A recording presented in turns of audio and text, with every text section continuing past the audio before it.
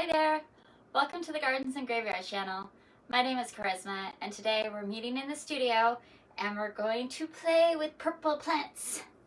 So I have a couple of different varieties of plants here that have a purple foliage.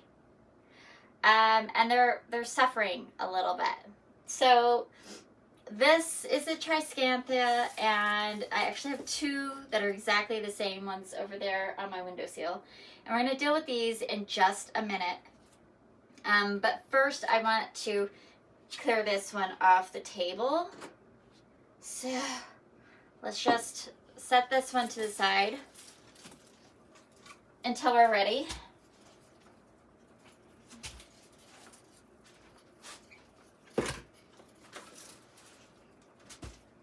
All right. Then I just have a container here for this one.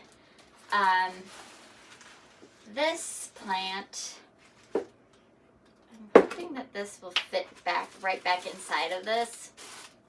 We'll see. Need the staging material. See if this will fit in here or not. Oh, it's a tough call.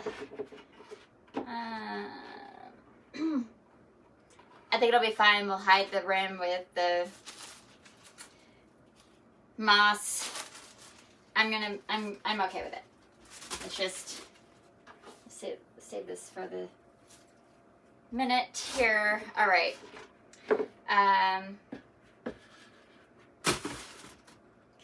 Well, first of all, we're gonna take off any dead foliage like this and take care of that first.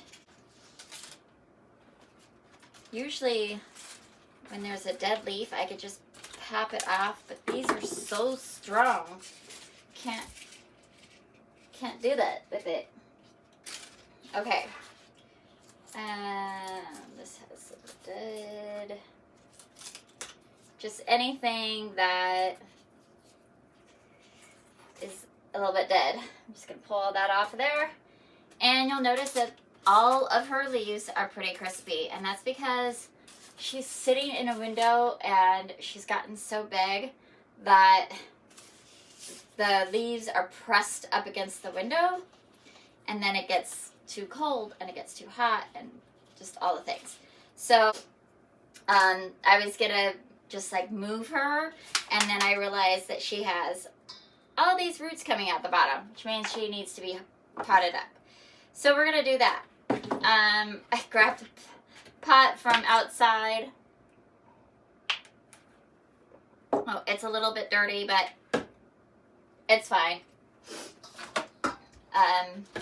Reused how many times by how many plants, I'll never know.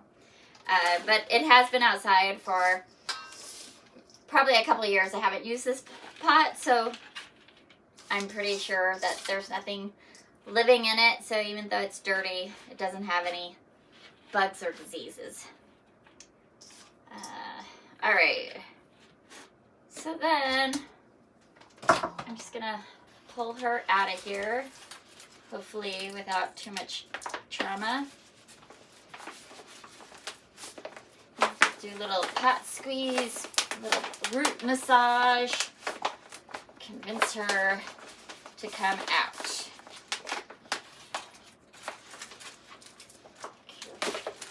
Okay.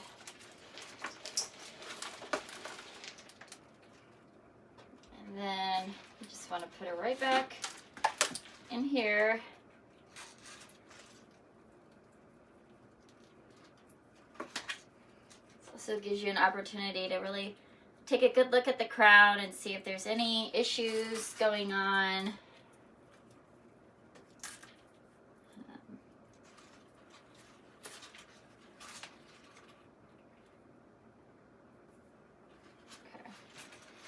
Pretty good.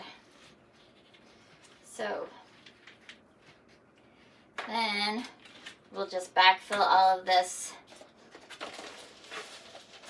with soil. Just lift it up a little bit more. The root. We want the crown of the plant to basically be at the top of the rim of the pot.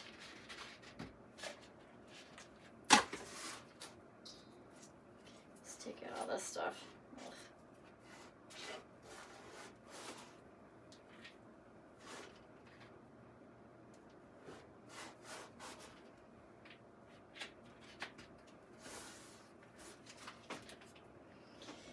And I had some soil here from the last plant project that we did. So I'm going to use that up first, and then I'll probably have to mix up some more.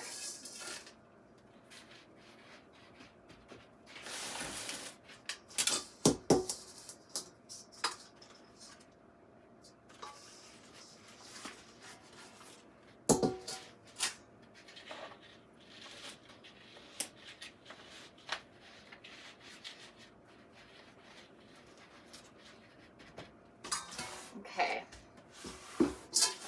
Get rid of this stuff.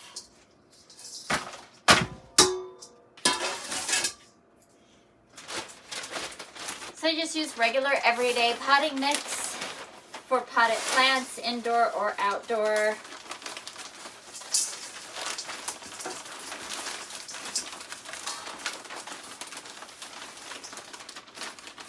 This particular one has plant food in it, so I won't be fertilizing these plants for a little while so that we don't burn the roots. I don't typically get potting soil with fertilizer, but it's hard to come by any kind of potting soil this time of year, so you take what you can get. Then I like to add lots of perlite for good drainage, because my home stays very humid, moist, so I always want to make sure that my plants get plenty of drainage, even if it means I have to water a little bit more, which I really don't feel like I water that much, like once a week.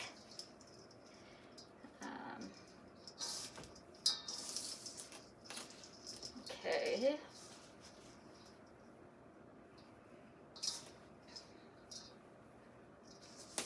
Like way more soil than I needed, but that's okay. I have other plants that are going to be transplanted here soon, so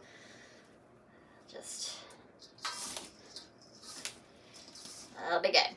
All right, let's finish this up.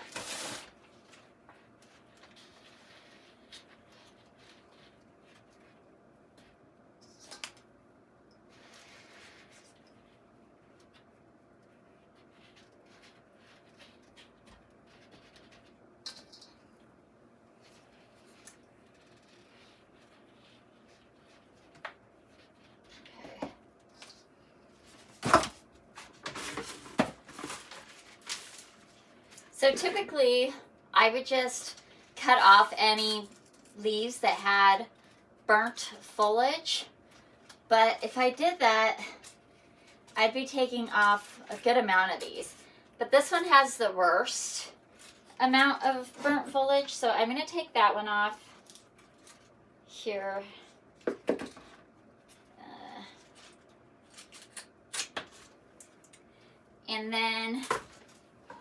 And then this one back here that's weak and a lot of burnt edges. The rest of them I'm gonna leave alone and wait for them to get fresh foliage, and then I can start cutting off the ones that have burn. And I have to move it out of that window so she's not pressed up against the window anymore. Ideally, I'd have a slightly larger decorative pot. It's not happening right now, so it is what it is.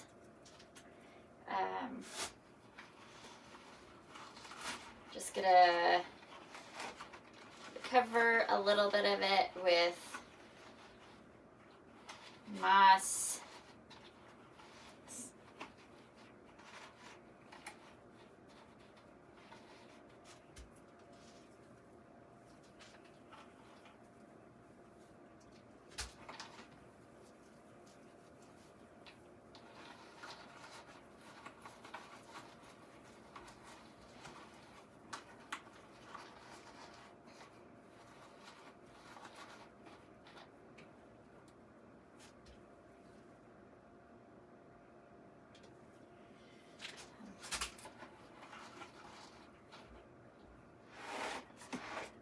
Alright, that is good enough for today.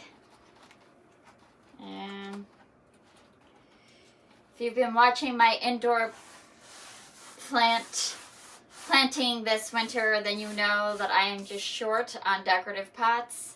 It is like my mission in life right now to find good, beautiful, decorative pots in the sizes that I need them. So, alright, that one was pretty simple. This is a calathea, and I don't know what variety it is, but really beautiful, striking foliage on both sides, which is so fun. And the more sun it gets, the darker this purple is, but clearly it doesn't want a ton of sun. Anyway. Alright, I'm going to set this to the side, and we're going to work on this triscanthia.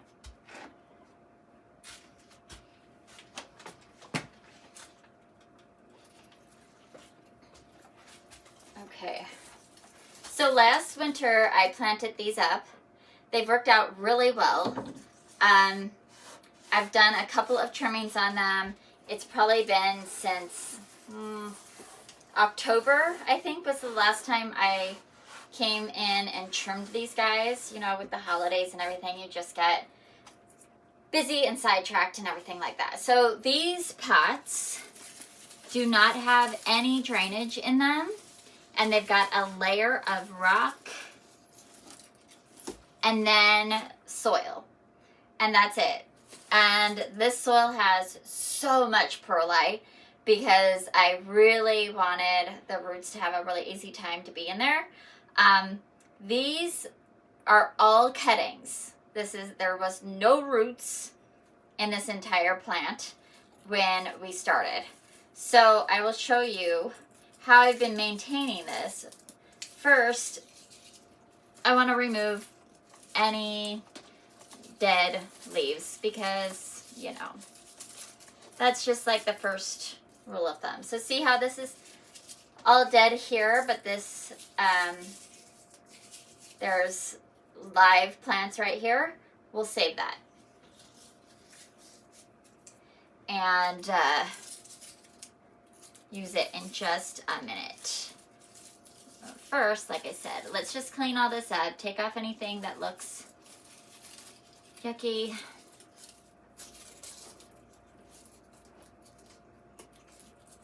Okay.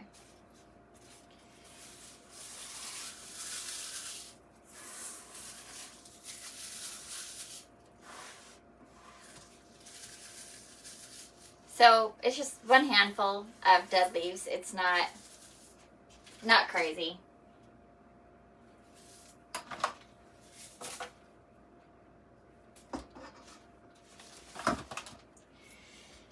Alright, so now is the fun part. What I like to do is just take these plants and I follow the vine down until it's just barely over the rim of the container. Cut it off, take off a couple of lower leaves, pop this whole stem in an empty spot in the soil. Okay. Alright, so then this one has a lot of vine coming out of here with no foliage. And then this leaf is pretty pale, so I'm not going to keep any of that. I'm just going to cut that out. And then it's at a really weird bend, so I'm going to take that off. And now I'm just going to plant this piece right here in the soil.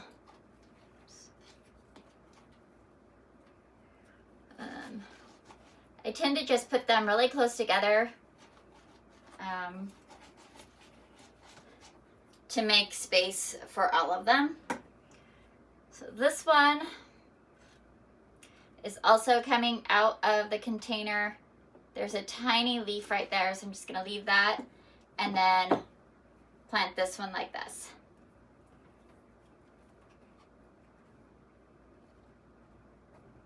Oh, that got broken. Oops. Okay. All right.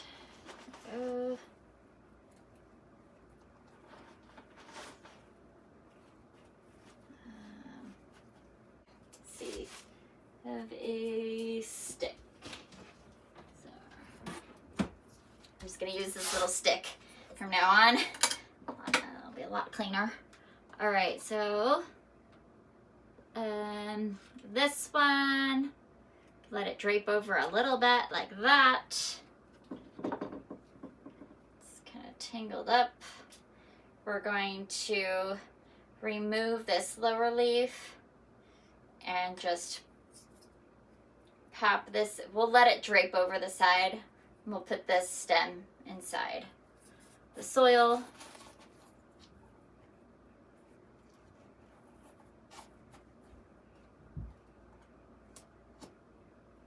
Just like that.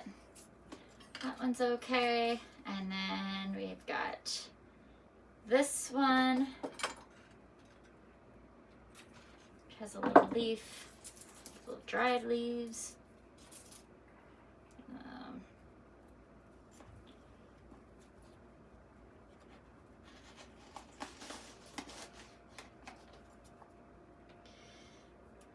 Oops. They're also pretty delicate. They can just start, the leaves will start just popping off so easy. Okay. And got this one.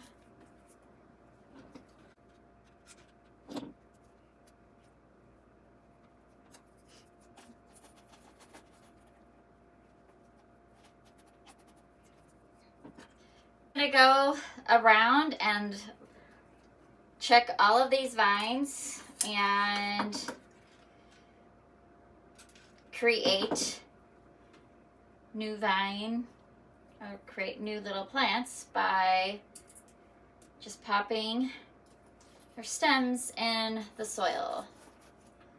And this.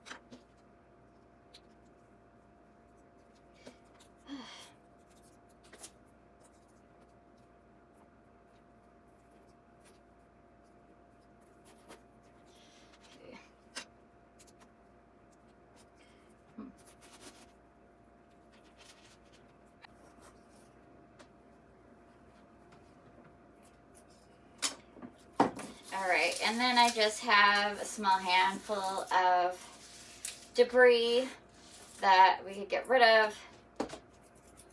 So the really interesting, oh look, I forgot one. It's hilarious. Why didn't you tell me? Okay, I'm just gonna get that off. And both of those are flowering, so I'm just not gonna worry about it. Okay. The other interesting thing that I'm finding here is I've got ants in this container, and it is by a window that we keep cracked open. So I'm gonna do a little investigating up there on that shelf and see what's going on around that window. So anyway, that is the plant. It's all buttoned up now, aside from clearly disturbing some ants. And the other thing is, if I didn't want this to continue draping, I could just come in and clip it, and I wouldn't have to necessarily replant this one. But what I'd normally have been doing is just like right away, just clip and stick. Oh, I don't want to leave it stem. There we go. So that is that plant, and then we have the same thing going on with this one. It's a little more thick than this one was. It's a little easier for me to get to. So same deal. I'm just gonna get this cleaned up and I'll show you the end result. There's not anything different. The other thing that you could do, and I've done many times, is you just come through and you know, clip all the things off that you don't want hanging out of here, and then we can again strip the lower leaves and pop these in some water. Put the stems in water. You just don't want to put leaves below the water because they'll get yucky, but you can certainly propagate them this way and just have a beautiful vase of these purple foliage in some water, and then they'll grow roots, and then you can plant them all together in a plant if that's what you wanted to do. All right, I'm gonna move this, clear this out, take care of this one, and then we'll be done.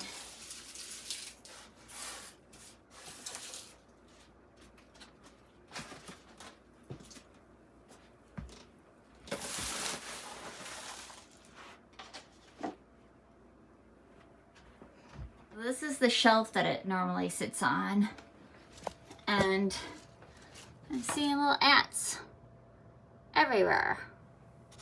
Like, why? What is this? So weird. There's just ants. And other than that, there's like dried flowers, and there's this pothos. So I'll definitely pull the pothos down and check it for ants. But I feel like it's probably coming in from this window that has this vent on it. Ugh.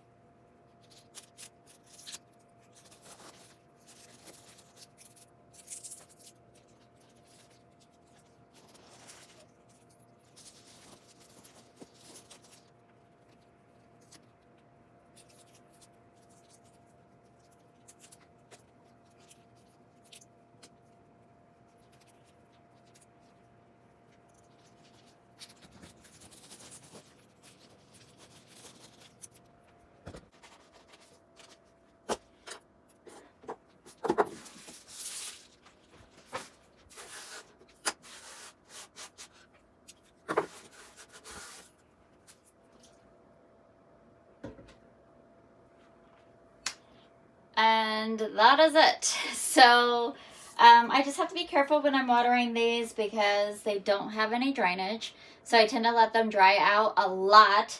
And you can see they still, they're survivors. I have tried them in all different types of methods, and this one seems to work the best. When I do, I mean, I had a really gorgeous specimen in one place, in a specific window, but then we arranged our living room and the availability of that space went away, and it just got super mad, and I almost lost all of it until I did this.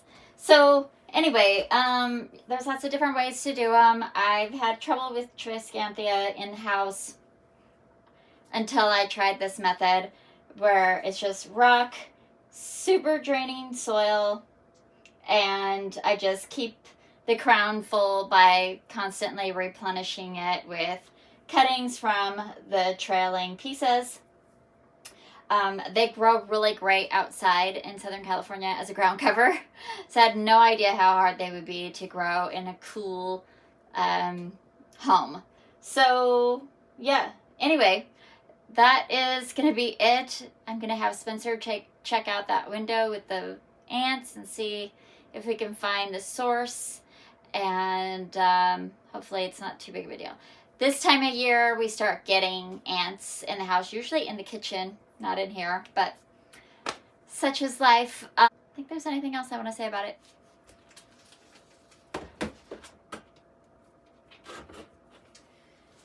I should mention that this plant back here is the same way.